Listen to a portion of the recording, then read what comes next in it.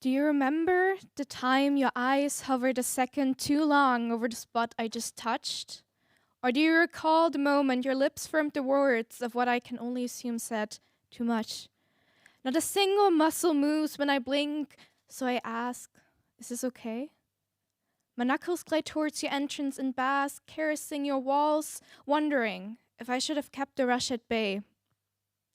Concerned, I bite my tongue and beg you to blurt out what my mind can already smell.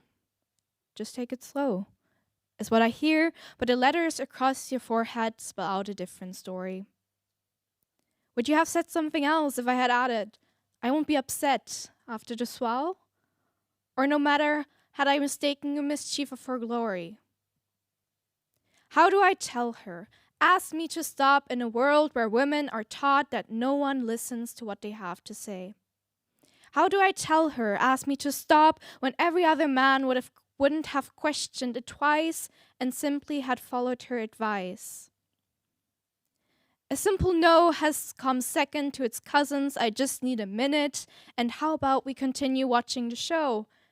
And even though I know what it's like to be the woman who can't say no, I shrug my shoulders, close my eyes, and never question these simple white lies.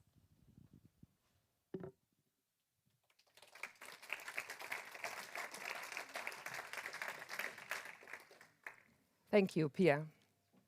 Ask me to stop. When do you ask to stop? When do you say no? When do you say yes? Do you need to say yes? Do you need to hear no? Do you need to hear yes? My name is Constance. Hi. My name is Constance and I am the moderator for today's event. So welcome to our event, Sexual Assault and Harassment Prevention and Support at and in Maastricht. The poem Pia just recited was a piece from an exhibition called The Art of Consent. Today we're going to talk about sexual violence. We will talk about sexual harassment and sexual assault, both describing situations in which consent is not given, in which a person's boundaries are not respected, and in which a person's boundaries are violated. And we will talk about the topic of sexual violence in a higher education setting, because research has shown that students are at high risk for experiencing sexual violence. We have interesting speakers with us today who will tackle this topic from different perspectives. You will probably have questions after the many presentations we have. There will be room for questions to all speakers after the presentation, so we will have a special Q&A session. You can ask the questions in the room, and for those of us joining us online, you can send your questions to diversity@maastrichtuniversity.nl. My colleague Ophélie will look at the questions there. Now I would like to give the word to our Rector Magnificus and since 3 days president of this university, Rianne Letchet. So. Hope it's working already, or should I take... Can you hear me? Yes, wonderful. Good afternoon, everyone, and welcome to this, I think, very important conference that we are having today. It's an honor for me to be able to host and to welcome you here, and in particular also our speakers of this afternoon who will enrich us with the results of what I think are very disturbing numbers. Let me start by saying that immediately. So I will not give you an introduction on the reason why we are here, because that will be done by the director of Amnesty. Welcome also for you to being here, and also by Vivian from the Center on Sexual Assault. But I do want to share with you why this is such an important topic also for us as a university. And also for me as an academic.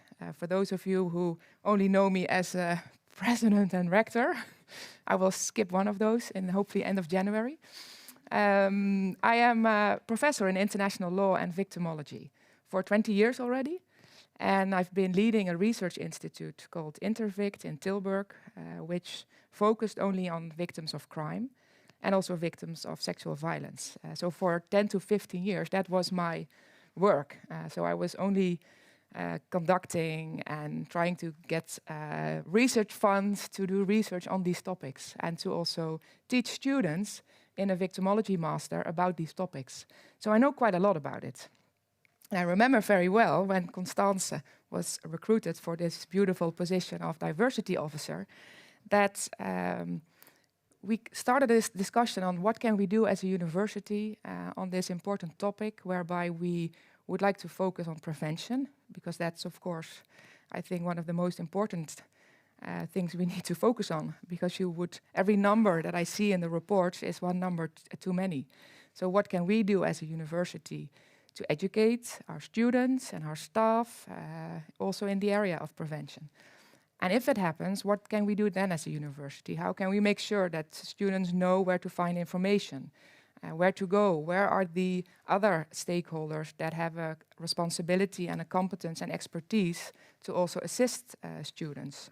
And whether it's a center for sexual assault or whether it's a police, if you want to file a criminal complaint, there are so many actors involved that at some point we initiated a discussion with the municipality and with the police and also with the Center of Sexual Assault, with your predecessor then, from the Limburg Center, to see if we could have such a joint ambition to see also on the basis of what you can do as an individual institution, but to see where we can coordinate, whereby there are also limits to what I can do as a university. There's not, I don't have jurisdiction to conduct criminal investigations. And I've had cases also at my desk that sometimes you're with your hands in your hair, like, what can I do? I can only refer students to the right places, but is that enough? And I think that's why this day is so important, that we have an open discussion on where we fail and where we should do more and where others should do more.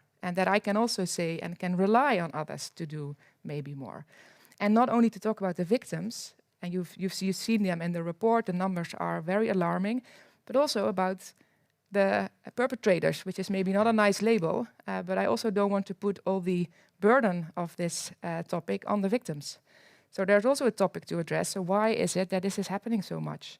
And is there something that we can do to also educate the people who are conducting sexual violence or sexual intimidation or harassment?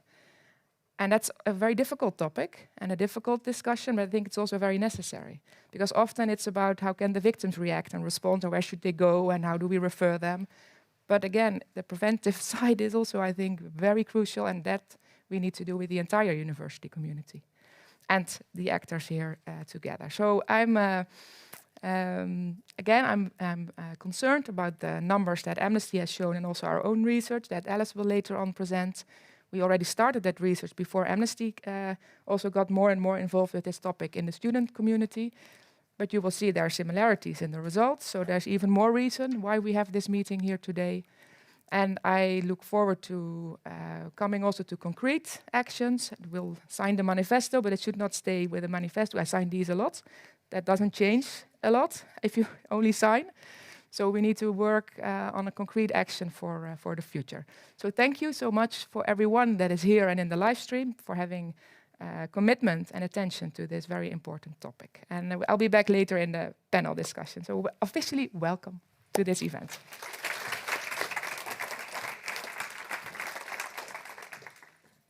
Thank you, Rianne. Next, we would like to give the floor to Amnesty International Netherlands.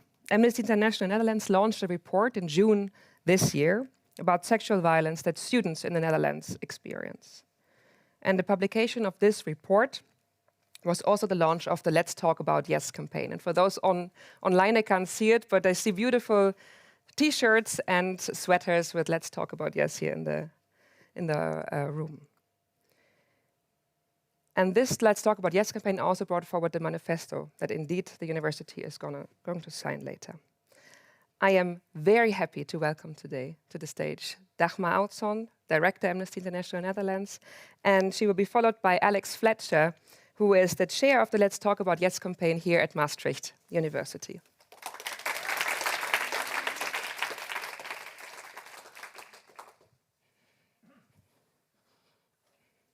In case you didn't recognize me, I put on the same jacket, I realize now. so, hello everyone. I'm very pleased to be here on this very special occasion. Maastricht University has taken a very important step today, an important step in combating sexual violence. Amnesty International appreciated very much that by hosting this Congress and signing our manifesto, Maastricht University is showing all of us how it's taken its responsibility for the safety of its students, employees, and its entire university community. Let me explain to you why this is so important to us. A year and a half ago, at Amnesty, we decided to campaign against rape in the Netherlands. We felt the need for this because we discovered that our criminal law on rape is in a tragically poor condition, extremely out of date. Our criminal law on rape does not comply with human rights, as they are laid down in the Istanbul Convention and other international standards our country signed up for. It was clear to us that something needed to be done about this, and it needed to be done quickly. Let me tell you about the inadequacy of this part of the Dutch law at the moment. I will try to do this as sensitively as possible, but I briefly have to go into the details of rape. So please feel free to zone out, or if you're watching from home, get a cup of tea. Our criminal law on rape is wildly inadequate, you see. According to Dutch law, you are only raped if force can be proven. This definition fits the image of a rapist being an unfamiliar, scary man who drags his victim into the bushes. But that doesn't reflect reality. In the real-world situation, force or violence is not always used. And in the majority of cases, the perpetrator is not a stranger, but someone you know. 70% of the people who are raped experience tonic immobility, also known as freezing. Due to a natural reaction of their body to have the highest chance for survival, they are not able to move a limb or make a sound. Because of this, they don't resist or fight back. Despite what we might expect of our survival instincts, this freezing is the most natural physical reaction to this type of attack. And this is a problem if you want to bring your rape case to a Dutch court after you froze. Because, as I mentioned, according to Dutch law, you were only raped if force can be proven. And as a result, rapists go unpunished. Also, the interview protocols and procedures who are used by the police focus often only on questions linked to the use of force. Amnesty is working with an action group of women who experience rape, and they state that the law and this kind of procedures lead to victim blaming. At Amnesty, we think that this is a great travesty of international law, which is actually quite clear on this. All non-consensual sex is not sex but rape and should be punished as such. Dutch law, however, leaves victims unprotected and sends them the wrong message. The experience you had may have left you with a serious trauma of other problems, but it was not serious enough to convict the perpetrator for rape. The victim and sometimes the rest of society might even think, if the judge says I'm not raped, was I really raped? Amnesty therefore decided that an update of this part of the Dutch criminal law was needed quickly. And in March 2020, we started the campaign Let's Talk About Yes, emphasizing the fact that as a legal system and as society, we shouldn't ask the victims, did you say no? But ask the perpetrators, did you ask for a yes? Only that will put the responsibility where it's supposed to be, with the perpetrator and not the victim. And it's also important that children at a young age not only learn about setting boundaries for themselves, but also learn to be able to ask for consent. And please pay attention, because here also lies a responsibility for all of us.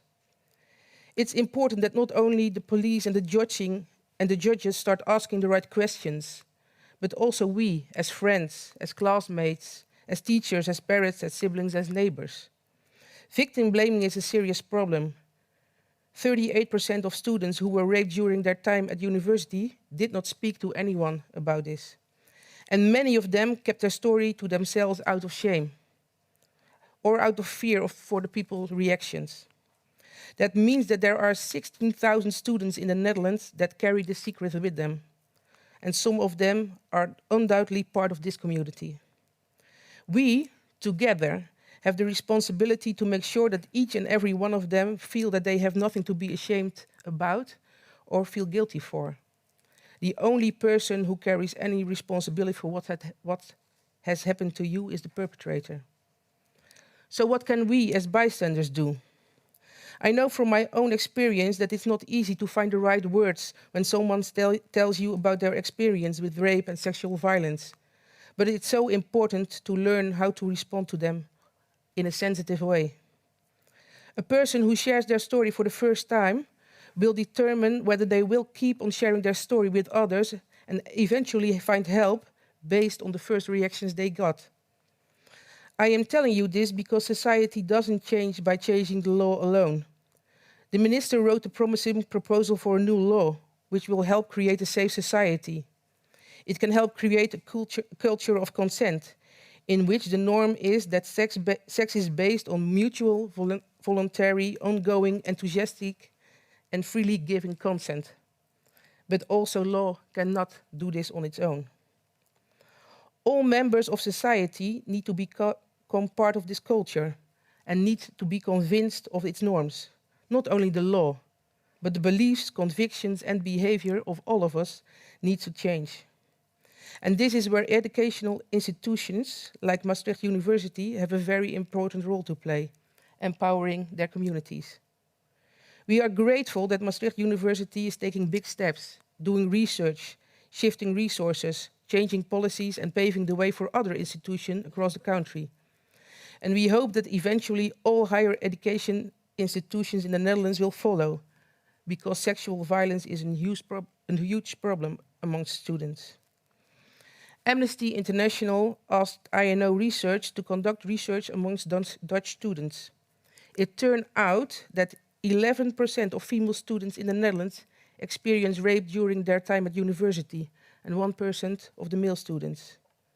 67% of them suffer from psychological, sexual, and physical or social problems as a result.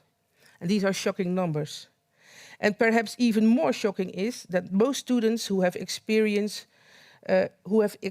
rape do not know where to go and find information, where to find help, and where to file a report within their higher education institution. Most students do not turn to their university for help, even when the sexual violence they experience has a direct impact on their academic performance.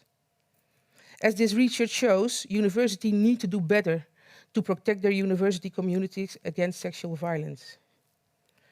Not only by providing better information and support, but also by establishing a culture of consent. Changing a culture is hard. There are a lot of misconceptions about sexual violence, and they need to be tackled one by one. For example, according to our research, 68% of the male students believe their sexual partner should say no if they don't want to have sex. As I've made clear before, this is exactly what needs to be changed. It should become apparent for everyone that only yes means yes. Without a heartfelt yes from both parties, sex shouldn't take place, ever. This should be crystal clear to everyone. Student life is and should be a key moment in the development of a young person. And it's in time for exploring and growth, also sexually. Our university communities should provide a safe environment. And today, Maastricht University is taking an important first step, and many steps need to be taken. And this might be a daunting prospect, but fear not. You need not, and you can't do this alone. And today, there are many people and organizations present who are here that can help you with this. Use them, because only together we can combat these awful crimes that scar our young people's lives forever. And this afternoon, we will dive into the nitty-gritty of good policy making on an institutional level. But before we move on, I want to express what a milestone this is, what is happening today. I am fully aware that today we stand on the shoulders of hundreds of thousands of activists globally. They were brave enough to stand up against systems of gendered and sexual violence, and it's an honor to amplify their voices. I, too, have felt the need to stand up against injustice ever since I was young, so I feel connected with all of them.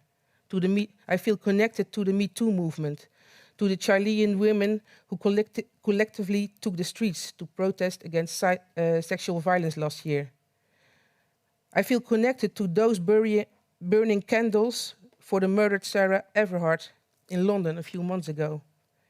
And of course, to the hundreds of activists who are part of the Let's Talk About Yes campaign, who during the past year and a half have tirelessly campaigned, not complained, I'm sorry. It's only a small difference. All across the Netherlands. And maybe I also feel the need to fight for this cause for someone very, very close to me who is a survivor, but to this day is still suffering from what was done to her many, many years ago. Our efforts have connected us, not only in our grievances, but also in our power, emphasizing that sexual violence is not an individual, but a collective issue, helping each other to overcome victim blaming, and together engaging in a political struggle to create such a structural change. And as we speak now, the Amnesty lobbyists are trying frantically to prohibit the plans of Mr. Grapperhaus to implement the new law in the year 2024. And they are talking about this at this moment. Because implementing in 2024 is not acceptable. That's way too long. And despite the heavy weight of today's presentation and discussions, we are together, creating laws and policies against sexual violence. So that, and the importance is that the laws and this policy are shaped by the experience of survivors to ensure a better future for all. And that is definitely something to celebrate and be proud of. Thank you very much, and it's my great honor to introduce you to our local activist team leader, Alex.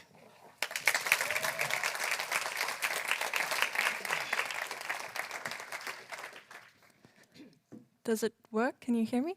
Yeah. Thank you, Dagmar. Oh, and also, because this is live stream, I just want to do a quick hi, Mom and Dad, if you're watching this. My name is Alex Fletcher, and I'm the activist leader for the Let's Talk About Yes campaign for Maastricht. When I first started talking about my sexual assault experience, mostly among my friends, most of whom were women, I didn't expect nearly all of them to reply with a sexual assault story of their own. I thought of this as something that's comforting at first. It brought all of us closer together, like this little uncomfortable secret that we all had. Then, when we started talking to more people, not just our friends, the topic of conversation would come up in class, or at parties, or with kind, random strangers on the street. You'd start talking about the therapy you're going to. You'd get asked what for. And then, just like that, you'd have a bit of trauma to bond over with a complete stranger. There shouldn't be trauma to bond over, though. It's not a quirky part of so many people's lives that they just have to get over, to deal with in their own time, and usually alone. This is a systemic issue. The fact that 11% of female students and 1% of male students in the Netherlands experience rape during their time at university, and 67% of them suffer from psychological, sexual, physical, and social problems as a result. Survivors, some then diagnosed with PTSD, often accompanied by depression and anxiety, still have aspirations to finish their degree, to have fun in uni, and to find out what they want to do and what they want to be in life. Institutions of higher education, like Maastricht University, need to make all of those goals attainable. They need to make an effort in stopping sexual assault from being an almost inevitable part of university. That's why I decided to take on this role in the Let's Talk About Yes campaign, alongside my absolutely incredible teammates who you will meet in the second half of this conference. Across the Netherlands, we are working to get higher education institutions to sign the manifesto that we wrote that outlines steps towards prevention of sexual violence better support of students like myself, and better reporting structures. I will be back on the stage in a little while to introduce the 6 points of the manifesto in more detail. Thank you.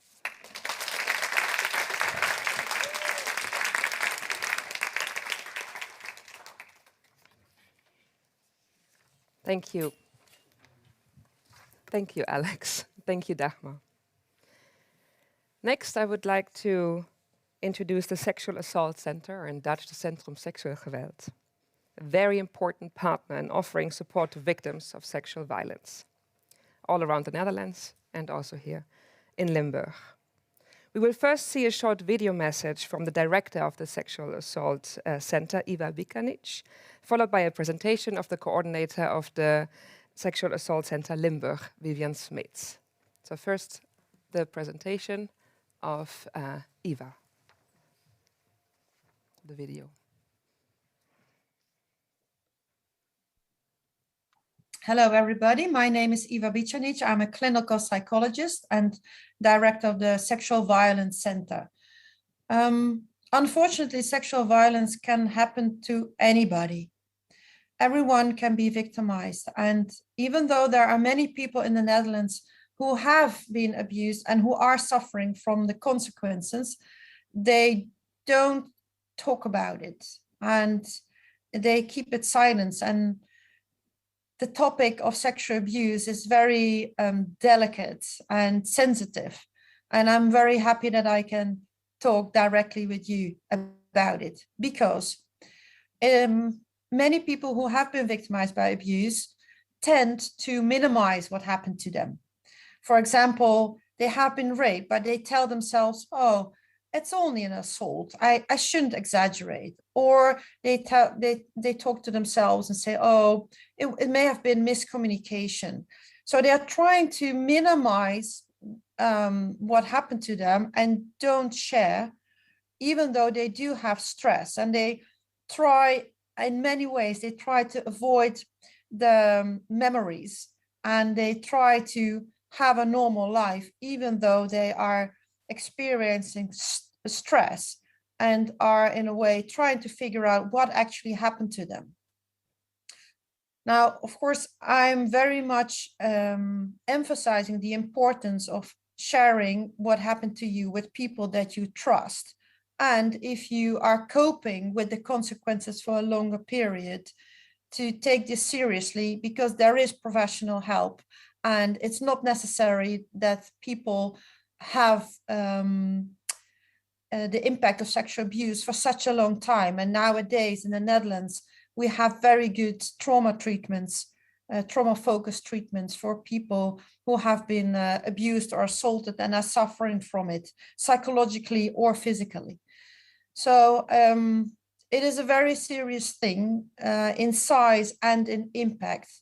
And it's about time that we talk about this serious phenomenon with each other.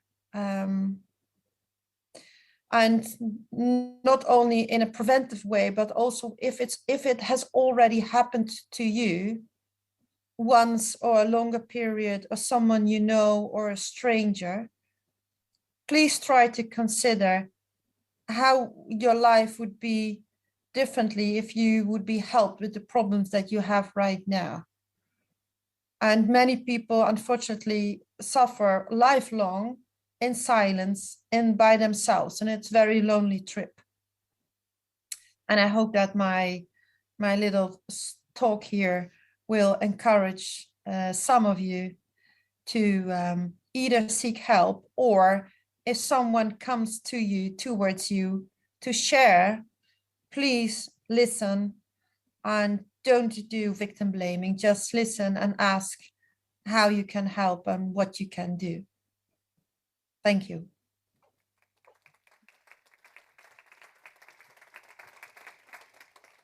Thank you, Iva.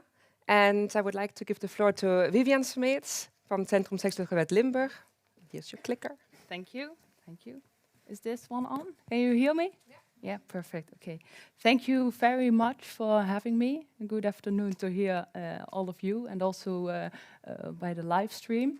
I think it's very important that we discuss this topic and that everyone should know when it happens to you, where you can go to.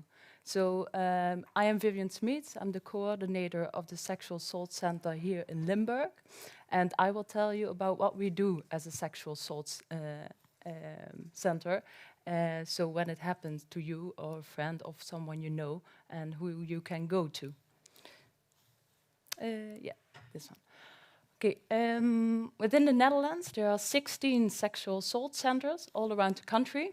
So a victim doesn't need to travel more than 1 hour to get the help they need at that moment. And what we do as a sexual assault center is to provide professional medical, forensic and psychological care for victims of sexual assault or rape. And we see all ages, all genders, everyone can call us. Also professionals can call us for advice. And back in the days, victim has to go to several places to search the help they need at that moment. And that's very traumatic for a victim in such a vulnerable situation. So a sexual assault center nowadays, they manage and they coordinate all the help the victim needs at that moment. So for us, as a sexual assault center, it's important to know when the sexual assault happened, because within the first 7 days after a sexual assault event, there can be done a little bit more about care than when it's longer ago. Because within these 7 days, there can be like acute medical care, like a morning after pill, but also the forensic medical examination. It can only be done within these first 7 days, because they have to collect the evidence. And after these 7 days, the evidence is, of course, not available anymore. But everyone can call us, so also victims who suffered sexual violence weeks, months, even years ago, and now want our help, they can contact us, and then we provide, of course, medical care if necessary, police involvement if the victim wants it, and psychological care. When we look at the statistics from last year, and these numbers are only from the Sexual Assault Center in Limburg, we had 298 contacts with our front office. There were 95 requests for advice, and that can be done by professionals, but only or by victims who doesn't want help at this moment, but just want to know what we can offer them. Then we have 100 cases with care within these 7 days, and 103 cases with care longer than 7 days ago. When we look at the cases with care, so the 203 cases, most of the time it were female, 92%, and 33% were underage.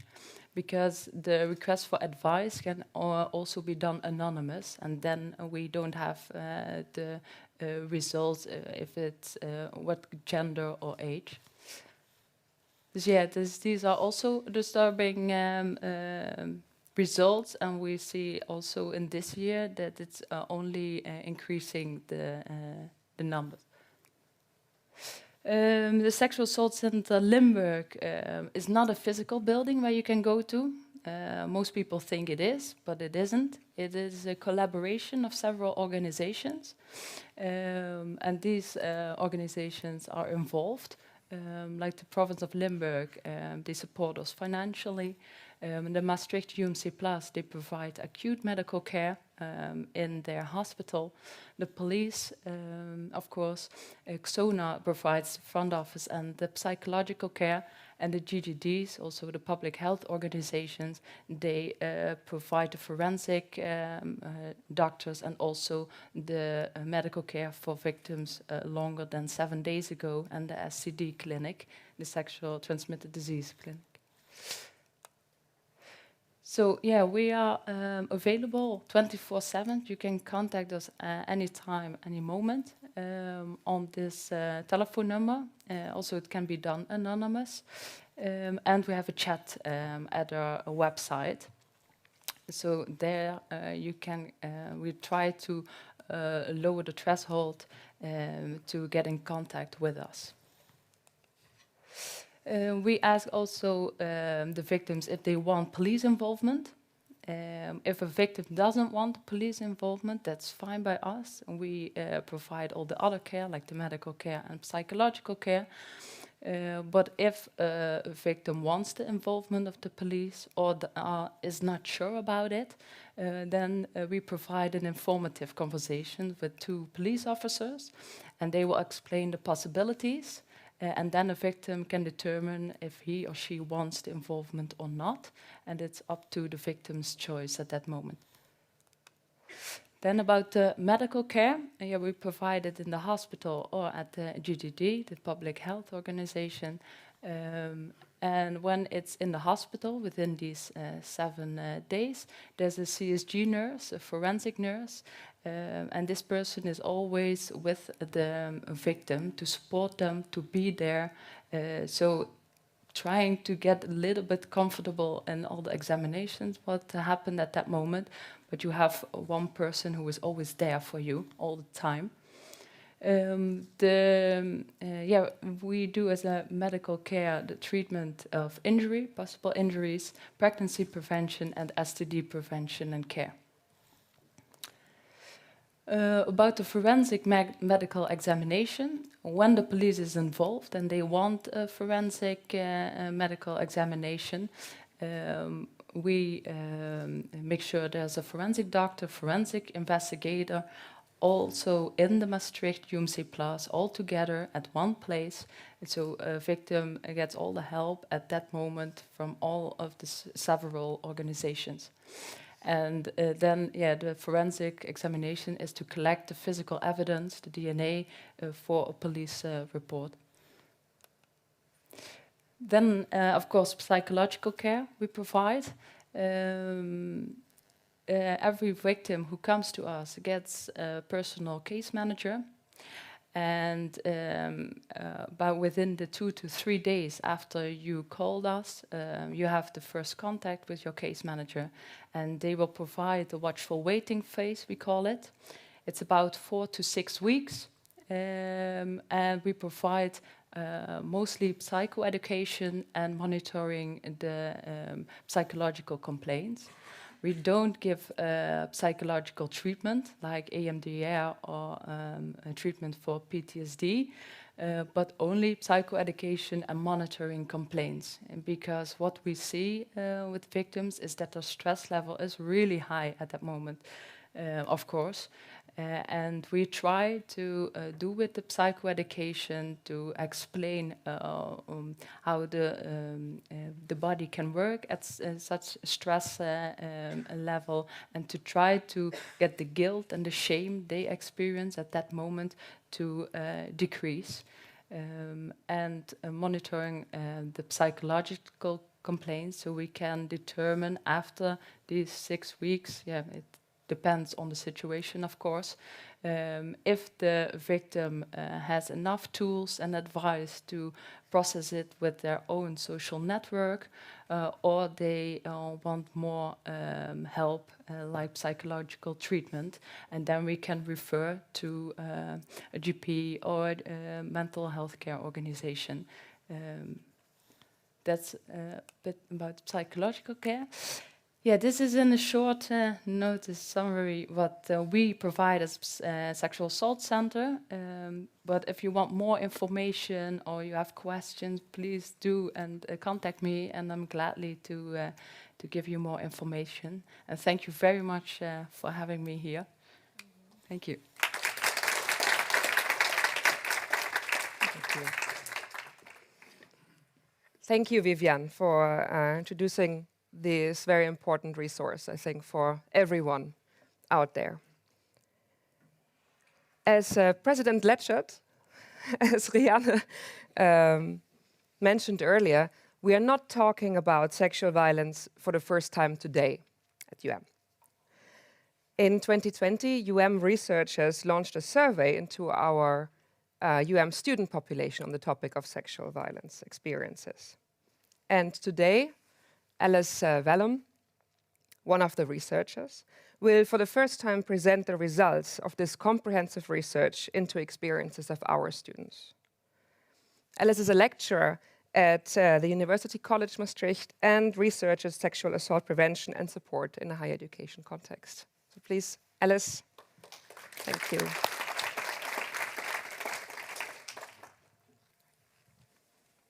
Okay, thank you, Constance. So as Constance said, I'm going to talk to you about the results of our report on sexual violence and sexual harassment at Maastricht University. First of all, just to put this into comparison, so there was obviously a report by Amnesty International, and that you guys surveyed on a national level.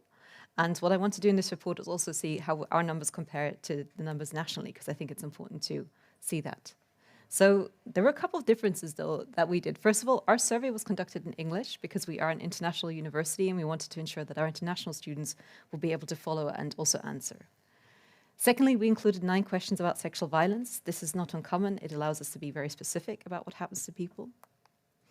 We also included additional questions about sexual harassment. Now, the difference between sexual harassment and sexual violence is that sexual harassment does not include any kind of physical transgression, but it might include something like being sent a dick pic or being told a sexually explicit joke.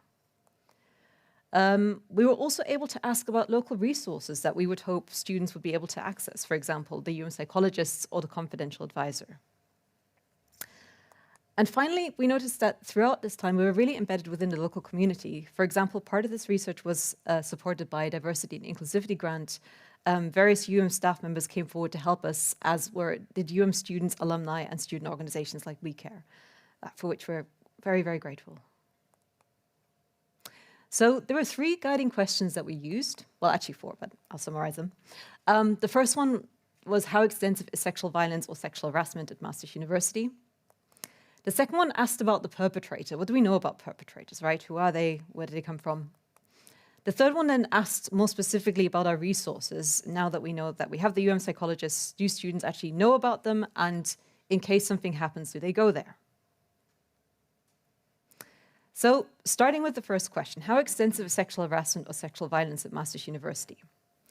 As Constance said, in June 2020, we sent out a questionnaire and around 2,800 students answered it.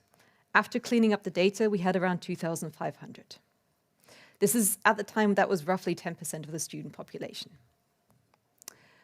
So we know that approximately half the students have either experienced an incident of sexual harassment or sexual violence since enrolling as a student at Maastricht University.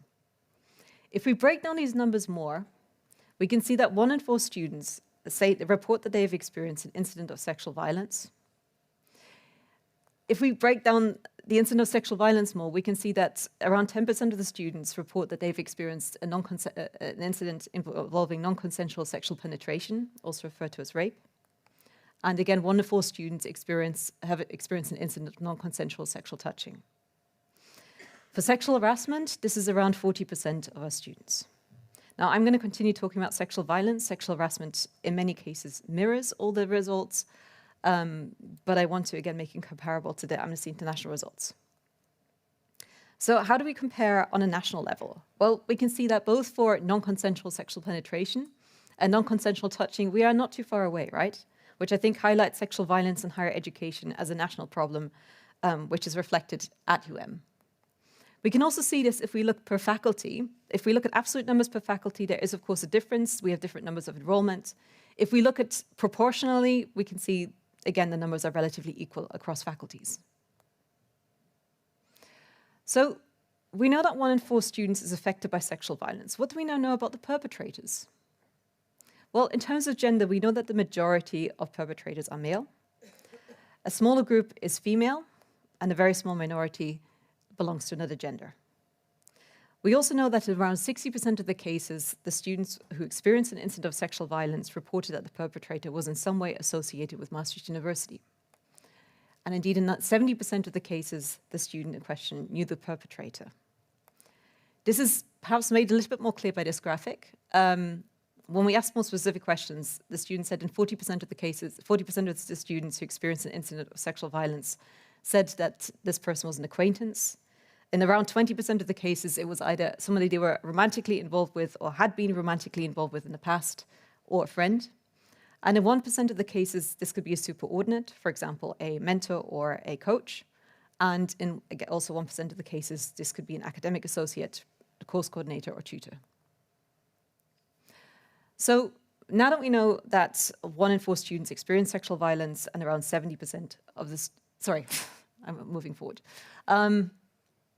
What are the consequences of experiencing sexual violence? We know that roughly 70% of the students who reported experiencing an incident of sexual violence reported experiencing at least one adverse consequence. What does this mean? Well, in 70% of the cases, the students reported an adverse consequence of a personal nature. This could be going out of their way to avoid a perpetrator or feelings of shame and embarrassment. In around 30% of the cases, there were also academic consequences. Academic consequences included having difficulty focusing on their assignments, but it could also include changing faculties or considering dropping out of university. In around 6% of the cases, this was accompanied by a physical consequence. This could be either an injury, a sexually transmitted infection, or pregnancy.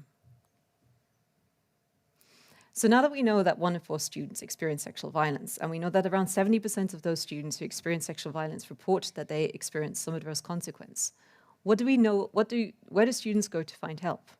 Well, unfortunately, we focused very strongly on Maastricht University because we wanted to know, first of all, what is happening with our own resources. And what we notice is that when you give students a list of resources and you say, have you heard about these? Then in more than 90% of the cases, the students said, yes, they did. The story changes a bit when we ask students, do they know if they or someone else who experiences sexual violence know where to get help? In that case, more than 50% said they did not know at all. And as you can see from the graph, the information also skews very much towards the left. In fact, only 5% said that they were very or extremely knowledgeable about where to get help in case they or another person experienced sexual violence. The same could be said for knowing where to report an incident of sexual violence. Students were also very unknowledgeable about this. And knowing what would happen in case they or someone else reported an incident of sexual violence. So bearing this in mind, it's perhaps not so surprising that when we ask students, the ones who experienced an incident of sexual violence, did you go to a resource for support or reporting? Only 6% of students contacted a resource after experiencing an incident of sexual violence. We also asked about the reasons for why they did not contact a resource, and various reasons were given. Some were personal. Feelings of shame and embarrassment stopped people from coming forward. Some were a lack of trust in us as an institution. They weren't quite sure if things were going to be kept confidential. They weren't sure what was going to happen once they made a report. Similar lack of information about where to go to or who to approach. That seemed to be also an issue. So again, how do we compare with this nationally? So these are the numbers, again, about of students who don't know where to go or where to report. And as we can see, we are very close to the national numbers. Again, highlighting that this is a problem across the Netherlands. We make various recommendations in our report, which I would encourage you to read because it goes in a lot more detail than I am able to get into. One of the ones I think we've already taken a step towards is that sexual violence really affects the whole community. And as such, we really recommend that looks not just to itself, but also to other relevant instances outside of such as Centrum Seksueel Geweld, to see how we together can help tackle this problem. We would also really like to see a pan-university working group, seeing as this is an issue across universities and also universities of applied sciences. There are some very good examples. For example, Caring University has really led the field there. And obviously, transparency of information or communication seems to be an issue. So we would really like to encourage to improve that. There are many more recommendations. Those are the ones I wanted to focus on here. I wanted to end on a positive note. We started talking about this issue in 2018 already. And many things that have come out of it are, for example, a sexual assault prevention training, which was now 2 weeks ago is finished. We finished the pilot. And we've seen some really good results. So I think together with this day, it shows that we are going in a good direction. And I hope that this can continue. Thank you.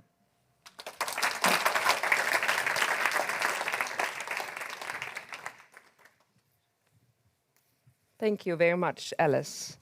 And for all the people here in the room, you will get a printed version of the report later. And for everyone online, you can find the report as a PDF on our webpage on maastrichtuniversity.nl/diversity. So I'm pretty sure that you might have some questions and that our online audience might have some questions. So it is question time. That was the idea. I would like to invite all the speakers back to the stage. There it is. You can each take one of these white podia. We also have a mic for the audience. You can just put it in from the top. And again, for those of you who are watching us online, if you have a question, please send it to diversity@maastrichtuniversity.nl. And Ophélie, who is sitting here in the front, she will monitor the questions that come in and let us know when there are any questions. So, are there any questions? Yes, here in the front.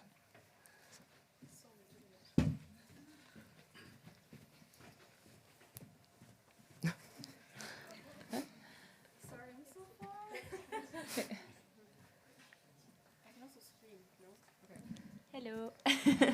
I'm Freddie. I'm president of Kaleido, which is the student organization. And I have a question for Vivian. And the question is, in regards to reaching out to police, do you also have a preference, either for that or for the clinical part, to pick the gender of the person who will be evaluating your case? No, we discuss with the victim what he or she wants, and then we can determine if he or she wants a male or a female. It's possible, yes, of course. Okay. And we are trying always to put the victim in first. So if he or she wants something or doesn't want something, we go along with it. That's it. Yeah, it's good. Okay.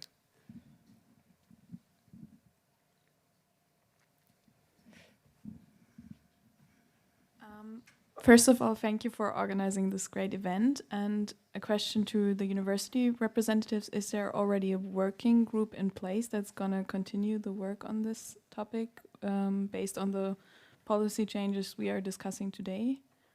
Yeah, I was just looking at Constance about the Pan-University Working Group. Before COVID, Constance was already in a discussion with people from the municipality and the police and the Center on Sexual Assault to see what we could do to join efforts on this topic. Of course, then we had COVID and everyone was hiding at home. So I think, Constance, we need to discuss whether that group, where people have been changed, of course, is still the right group to continue working with. I know from the police that they were really very interested to be part of that working group. Also, the chief of the police of Limburg, we've had several meetings also with her. She's very much also committed to see what the police can do also on the preventive side, which is also quite difficult because, as Alice's report shows, a lot of the situations happens in houses, student houses. So not in the bars or in the public places where you could maybe through monitoring, controlling, enforcement have some effects. So that makes it also sometimes complicated. But so to answer your question, yes, but we need to, I will discuss with Constance if we need to add other stakeholders in that Pan-University working group, because that was already our intention before COVID. And we are also working with other universities already together on that subject in different settings, one with HR policy advisors, especially related to the ombudsperson, for example, and also with the other diversity officer colleagues, where we also have regular meetings. Or were you referring to within the university? Basically both, because within the university it might be able to include students more than with Pan-University working groups. I think we had a working group where Alice was, for example, also a member of, and the research that Alice presented was one of the things that came out of this working group. And I think today we will use the opportunity to see again, to revamp this working group and indeed to keep student involvement going. Thank you. Yeah, and also maybe we still have the student group Consent Matters, and that's also the student group that approached me, I think, two and a half years ago. And now students have a tendency to leave us after a few years. That's sometimes that's a good thing, but it also means sometimes that we need to find again the new students who would like to be part of that, because it's absolutely crucial that students are involved. And we have them also here today. Pia is the president of We Care, which is also a student organization focusing on consent. Yeah, And students tend to come back. Yeah. Yes.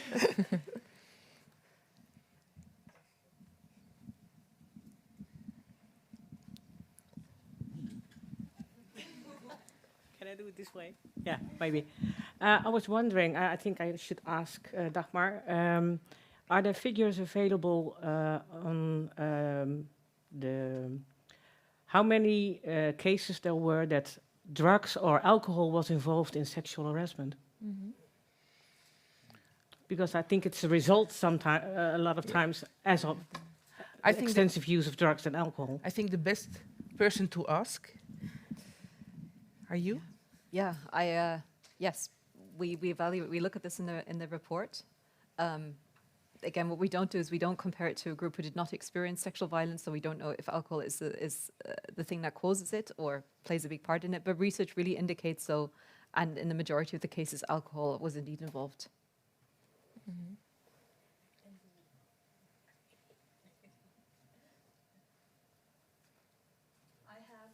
Questions from the audience for the Sexual Assault Centre, asking if any of your services or if all of your services are available in English.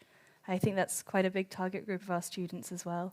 Yes, of course. It's also in English, of course. Our case managers and medical specialists are also really good in English. So there are no boundaries in any language within the English.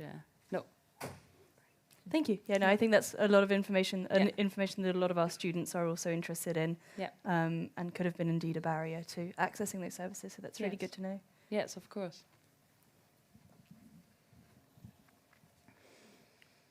Hi, thank you for the conference. That was really nice. I have a question for you again, Vivian.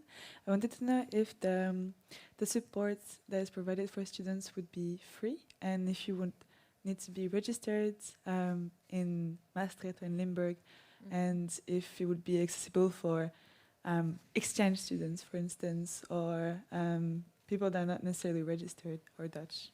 Mm-hmm.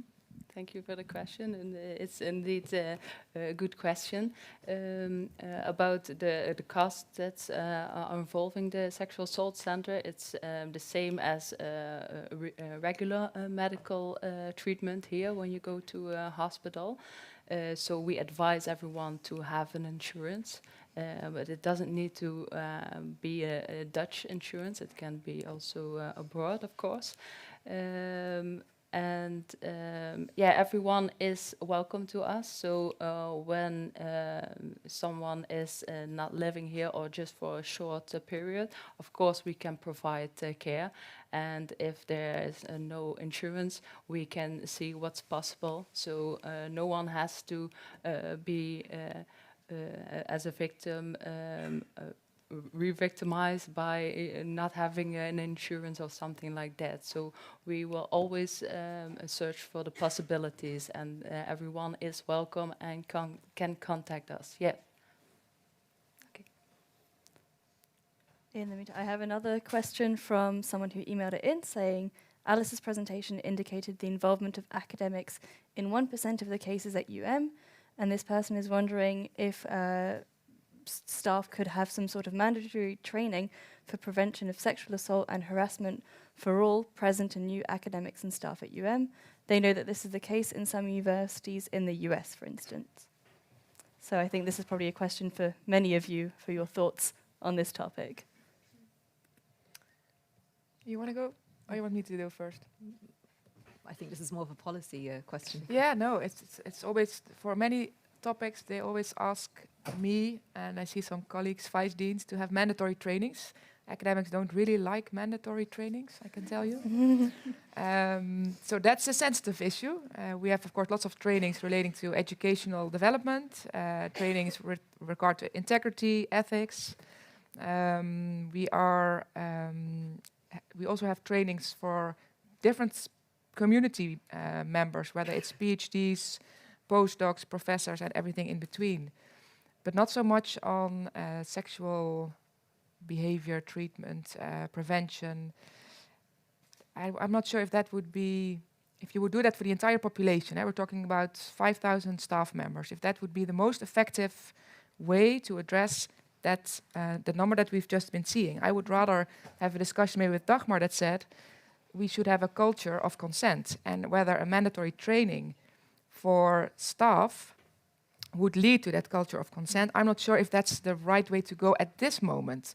I would rather start a campaign where you try to influence the dialogue and the discussion on what kind of behavior we expect from our community, staff and students, than to start at this, well, we have this day with, okay, now we're going to have mandatory training.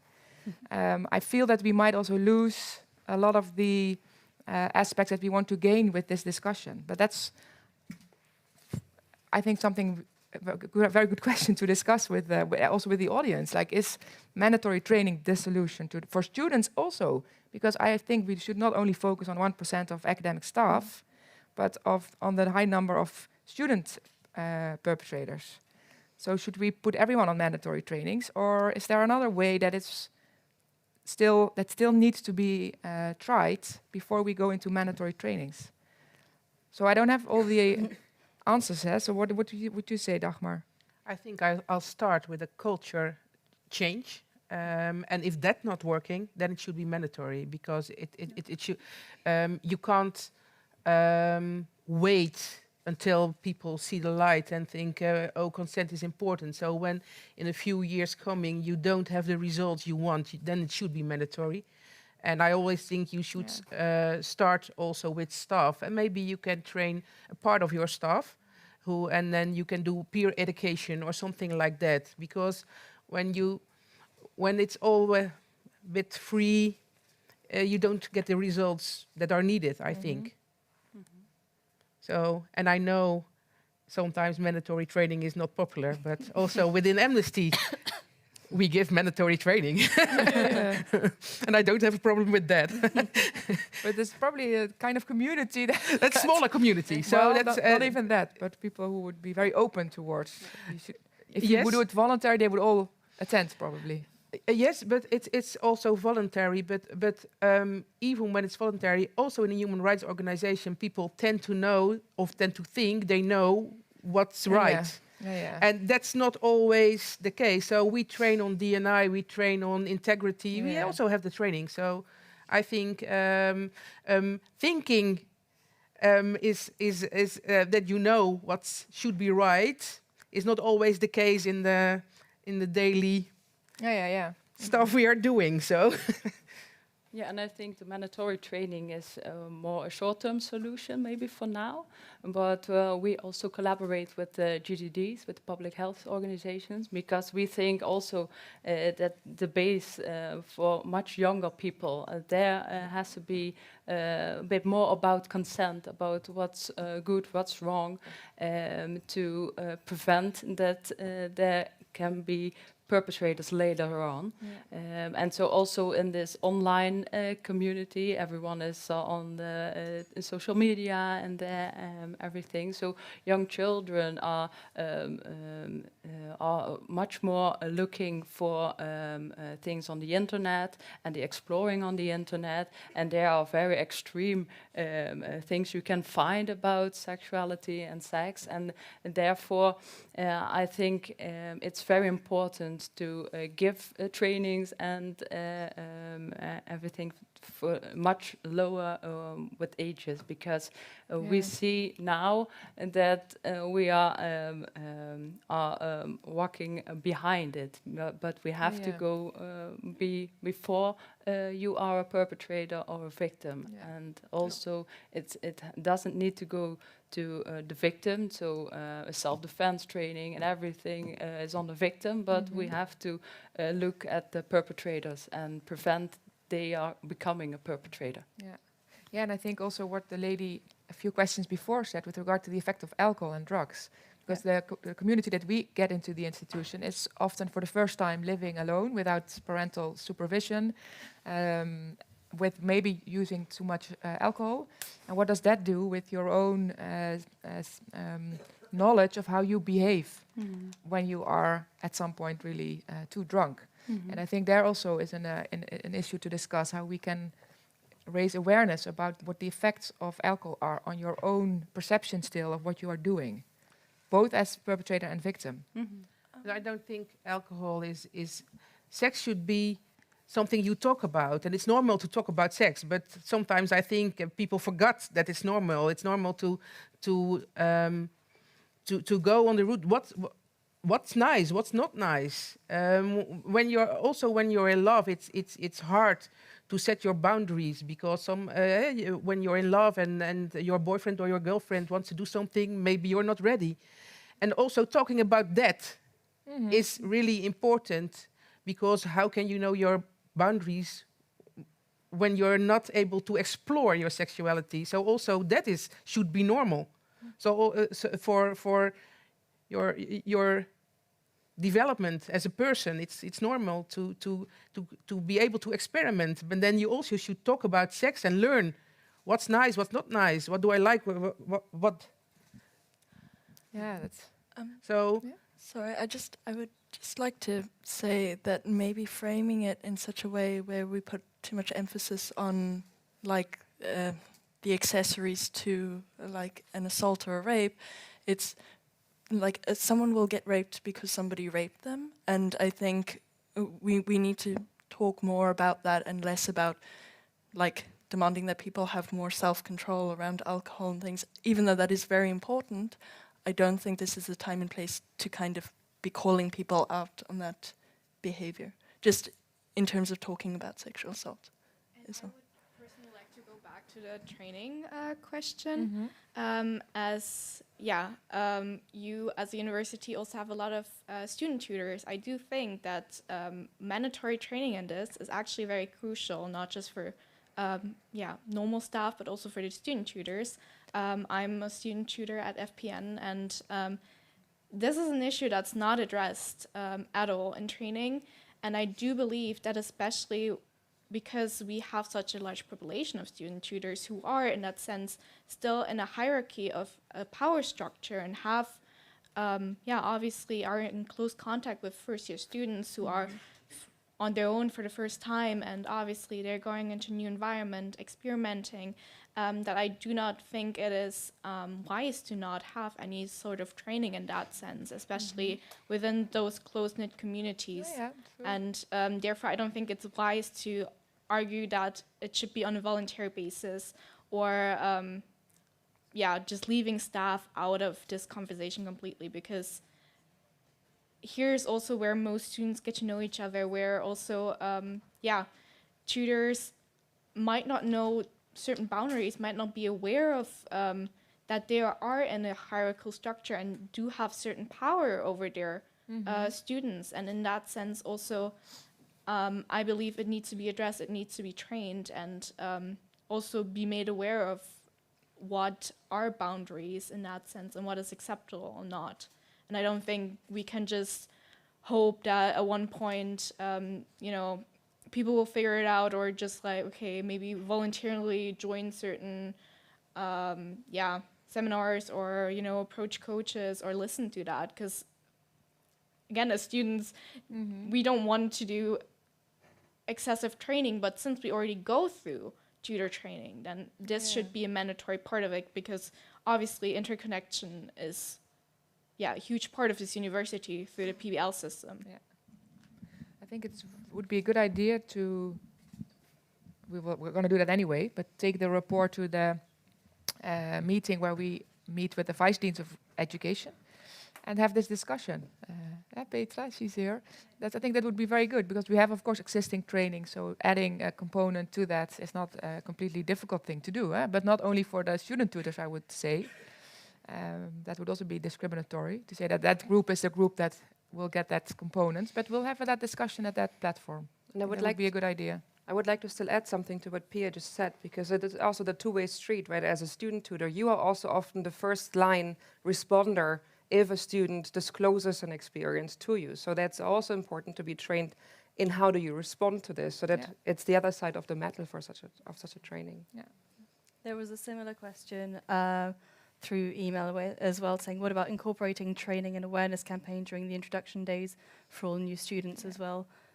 So yeah, I think this will be a repeated question throughout. And one point, a couple of questions that are similar that I think we can answer quite easily is asking if the report will be available online, because it isn't yet. And yeah, people asking are interested in, Alice, your questions and how you ask the survey questions. But I think it's important to clarify that that will be available online in about 20 minutes. So we appreciate your enthusiasm. You will get access to it very, very soon, those of you not here right now. And the setup of the survey is indeed in the appendix of the report. Absolutely, yes. We list the questions that we ask. Perfect, thank you. I might have a final comment on this discussion. Perhaps it's an idea to make the first semester throughout every bachelor in make it mandatory literature, because the numbers are truly shocking, and in this way people, mainly first year students starting their bachelors here, they might talk about it and make it more debatable. So I think that might be a way to have a huge reach in a short amount of time. Yeah.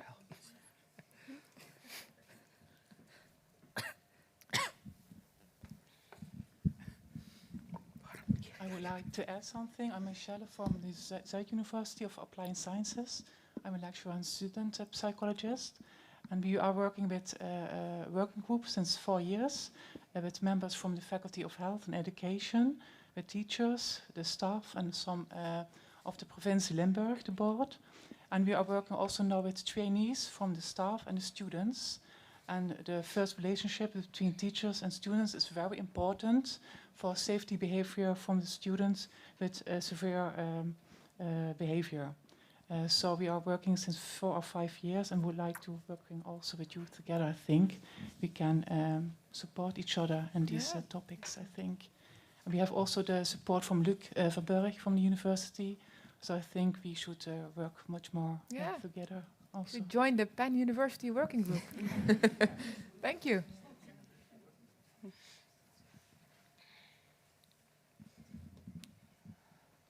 Hey, I'm Nick from ESN. Just maybe a small addition to it. It might also be an idea to include trainings for board members as a mandatory part of getting the Profileringsfund or the finances from the university. So I think right now one of the mandatory parts is the first aid course. Why not include one on the training on sexual assault and what is considered sexual violence as a mandatory part of the funding? That's a good idea. And one of the coordinators of SSC, that's her. She's sitting there. She's working on it, actually, on the moment. So maybe you can respond, if that's okay? Yeah. You want to say something about what you're doing at the moment? Yeah. Ooh, attack. Hey. Yeah, Nick and I, we didn't speak about this, but we spoke about training already. Yeah, we're investigating, actually, with all associations. We are speaking about this topic. We spoke... All of you are here too. We actually already spoke with 30, the Student Service Center, and this topic came up in all associations. So we already investigated the options, and we are looking at trainings we can offer. However, it's not mandatory yet, but that is something we can think about. But we're at least already looking at offering it. Yeah. So, freely available for all associations this year and next year. And hopefully afterwards. But mandatory for the board members would not be a bad idea. Yeah, that could be. Yeah.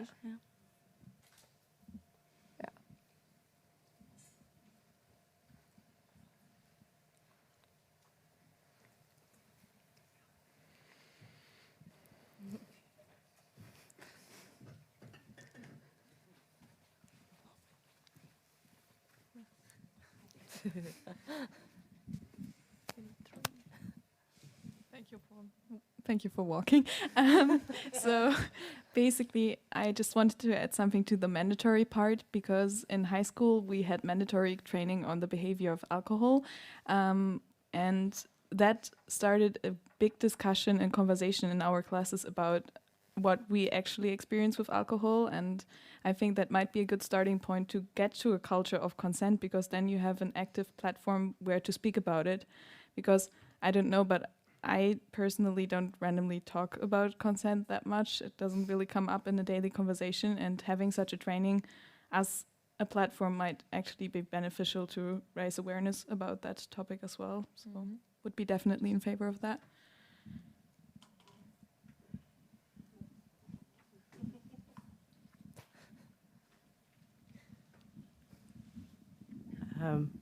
I'm from the Hotel Management School Maastricht. We do have mandatory training on consent and alcohol during the introduction from school.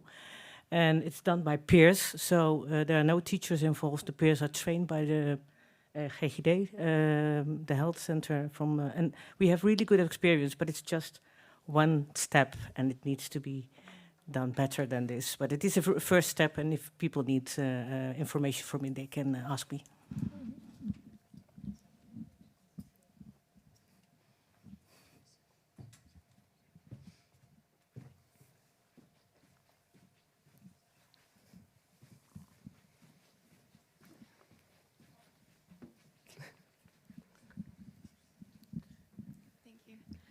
Hi. Yeah, I just wanted to say about the mandatory training, like, I do agree with training being really useful, but I think, like, there's a danger in rushing into it and having training that either doesn't work or can actively make a problem worse, especially if, like, for example, we just give literature or, like, an online training or something. It can actually make attitudes worse in people who already have, like, problematic views. And then if you're just giving literature to students and things, then depending on who they speak to about it, they might like reinforce each other's negative viewpoints. So I think it's a really good idea to have this training, but also to have patience in like doing the research and finding training that actively makes a difference in like the student tutors, the students, and staff members and whatnot. So yeah, I really understand people wanting to see change and wanting to see these things implemented, and I totally agree. I just think we also need to make sure that we do it like the right way, essentially. Thanks. If I can just add to that, what is quite nice is that we're getting into this topic a couple of years after international universities in other places of the world. So in some ways we can look to them and see what has worked and what has not worked. For example, every time I hear the idea of a consent, a platform of consent, I think, yes, that sounds good. But we also know, for example, that just teaching consent trainings doesn't work. It's a placebo at best, and actually something that can cause perpetrators to perpetrate at worst, which is really counterintuitive, right? So I'm really happy you said this idea of doing the research slowly, and everything we do well with some thought behind it instead of rushing into it, which I understand because these numbers are quite shocking the first time you see it, and you have this urge that I want to do something right now. Maybe a question coming off that from the, again, someone emailing. I'm guessing this is a question for Rihanna asking, will UM make funding available for more research in this area to further expand on the research of Alice? I thought you'd like that question. Every topic that I'm present, will there be more funding for sustainability? Of course. We can't have this without this question. I know. And then I'm looking at where do I get the funding from? But I think if Alice and Petra and the team come with a proposal and the D&I on a follow-up that is necessary, of course I will look at it with a very open mind.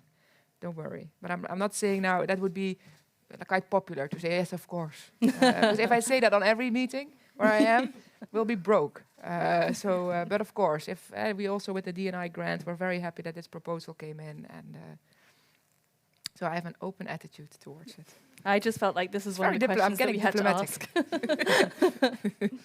And it's maybe also something good to say what Dagmar said earlier. You want to see whether something changes, whether people. We might not be able to change the numbers of sexual assault. Hopefully we can bring them down a bit. But we also want to see, do people know where to go to? Do people find the places where they can get help?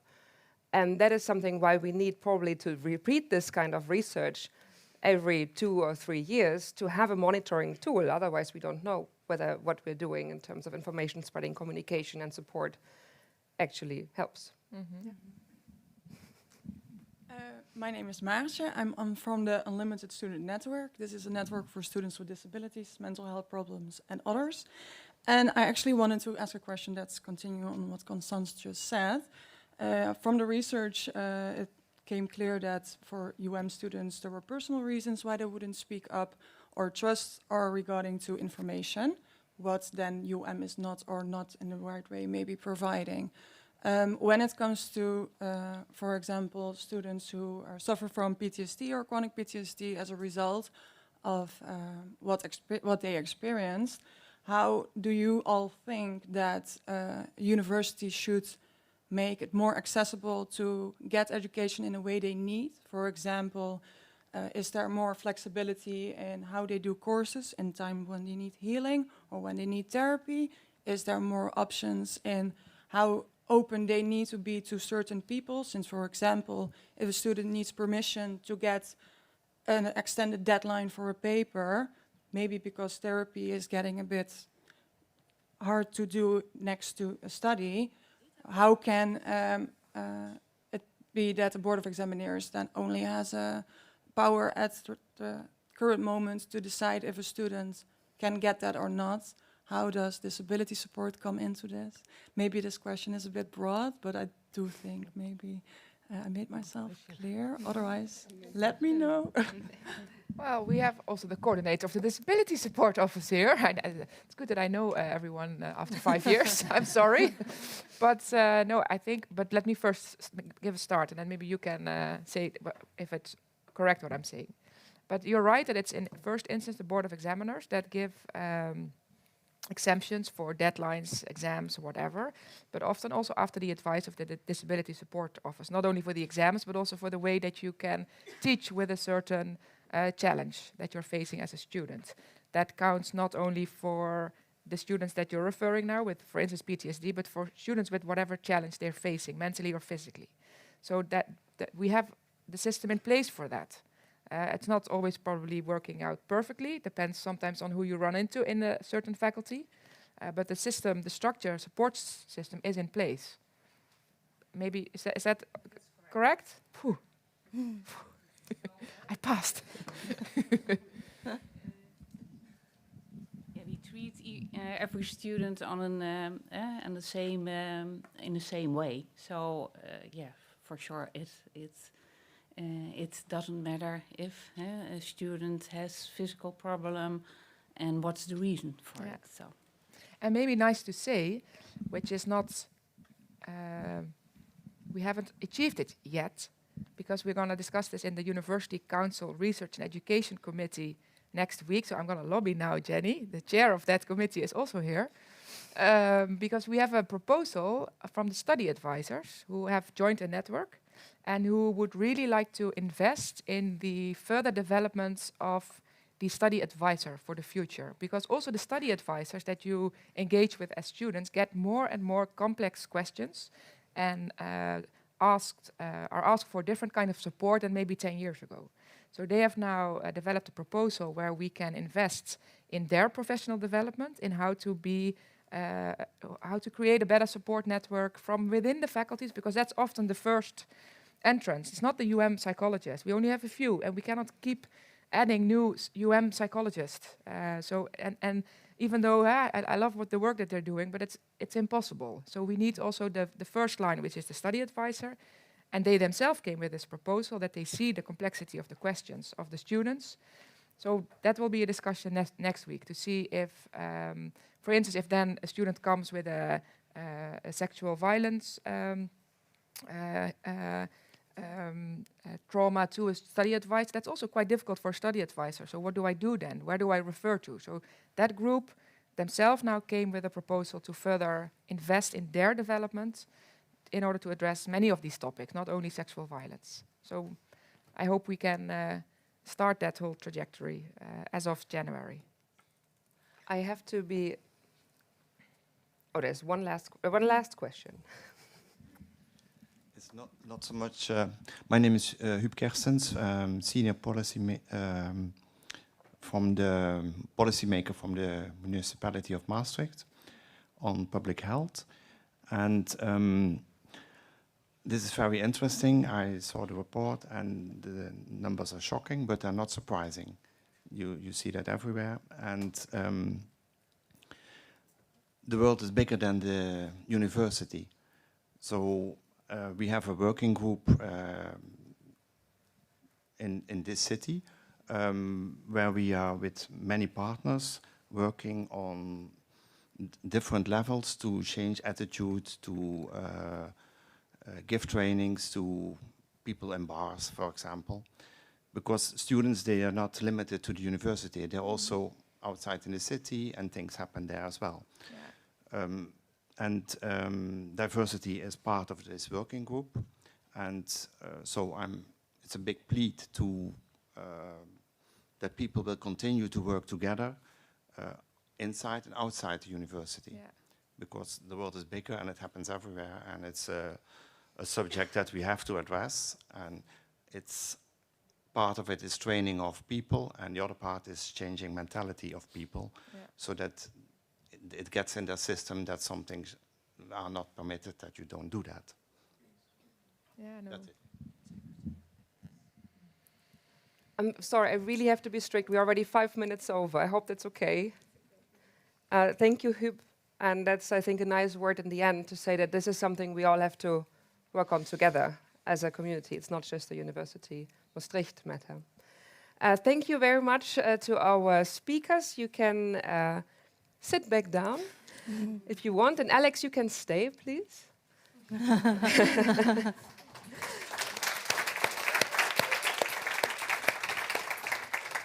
Because now is the time that we come to the signing of the manifesto. We've been talking about the manifesto the whole time, and I don't know whether all of you know what the manifesto actually is. And that is why Alex will tell you now something about the manifesto before we go on signing it. So yeah, I'm just gonna jump right in. So we basically want to see that our higher education institution is committed to countering sexual violence. And we want everyone in our educational community to feel responsible for building and promoting a culture in which sex is based on equality and consent. As an institution, we want to ensure that each student has access to and is strongly encouraged to participate in an appropriate evidence-based introductory workshop, such as bystander training, and has access to additional evidence-based gender transformative workshops that have been demonstrated to reduce sexual violence. 2, that every student is well informed about our support services and our reporting procedures, as well as our code of conduct and the law regarding sexual violence. We do this through online and offline social awareness campaigns. These campaigns preferably involve external partners who provide support to students and staff who have experienced sexual violence. 3, the key staff who frequently interact with students are trained in dealing with topics of sexual violence in a trauma-sensitive manner. We also train staff in dealing with disclosures and the effective referral of students and colleagues who have experienced sexual violence. 4, that our reporting complaints procedure is accessible to the whole university community, that it is transparent and provides clarity and detail so that the students and staff who have experienced sexual violence know exactly what to expect from a procedure. This information needs to be easy to find. 5, that everyone who has a part in reporting and complaints procedure, from confidentiality persons to members of the External Complaints Committee, will have appropriate training to ensure their actions do not perpetuate harmful rape myths. They are also aware of criminal legislation regarding rape and sexual violence. This is how we ensure that reporting complaints procedure is trauma sensitive. And lastly, that we involve students in the further development and implementation of this promise. Thank you.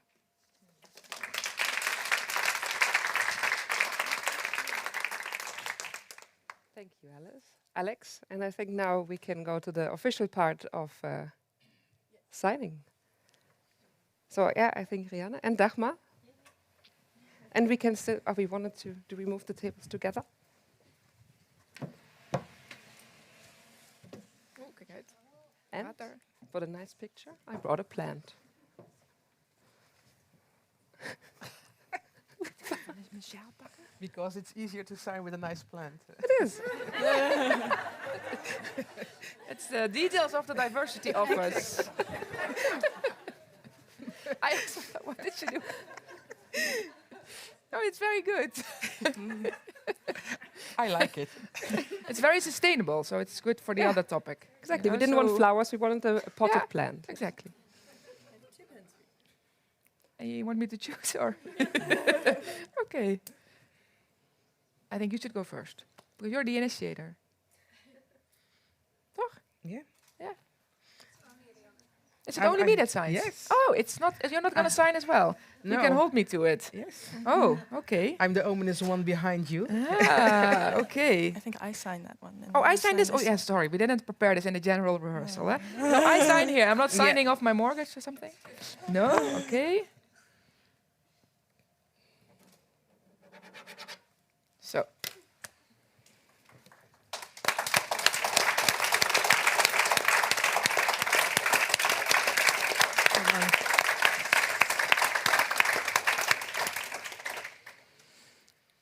And we can sit again, I think. Yeah. Are you? Maybe we can also take. Do we have good pictures?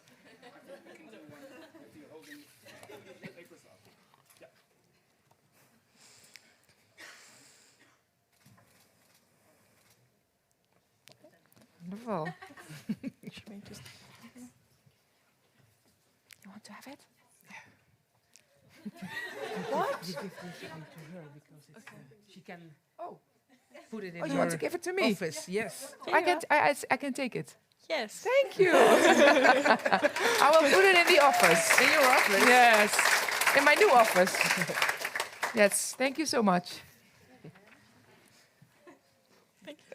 Thank you very much. You even got a certificate that you can put in the office. Dan moeten we even inlijsten. Yes. Okay. Thank you all very much. We will continue this working conference with our invited guests here on the location. And as Rianne also said earlier, signing something is fairly easy. But actually living up to the promises, to the 6 promises that Alex just recited to us, takes a bit more work. And that is why we will spend the afternoon today with everyone in this room to brainstorm about how to address these 6 promises. What is already there when it comes to prevention and support, what has worked in the past, what hasn't worked so well, and how to improve things for the future. And we're very happy that we can address these questions with the relevant people from within our university, with colleagues from other higher education institutions, and from societal partners from the region. But first, let's take a moment to celebrate the signing of the Let's Talk About Yes Manifesto, with Let's Talk About Yes cupcakes for everyone who is here. And next to the cupcakes, there's also more artwork from the Art of Consent exhibition that you can look at. You will also find more information on our local partners on an information table in the next room. And again, hopefully by now it's 20 minutes later. I hope that you can now download the report. For those of us joining us from online, you can download the report from the website, which is maastrichtuniversity.nl/diversity. Thank you, everyone, for being here, for talking so freely about this difficult subject, for wanting to make a change. And we are continuing the conversation today and tomorrow and for the years to come. And thank you also, everyone, for joining us online. And I wish you all still a wonderful day. Thank you.